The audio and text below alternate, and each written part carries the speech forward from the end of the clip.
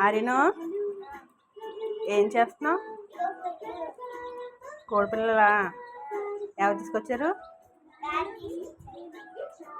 ఎవరిచ్చారు కోడిపిల్లల్ని?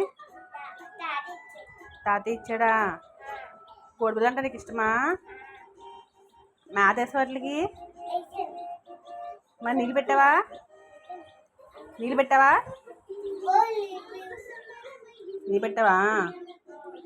ఆహా. ఏం చేస్తున్నాయి? మేత తింటున్నాయా? ఏం పేర్లు పెట్టా వాటికి?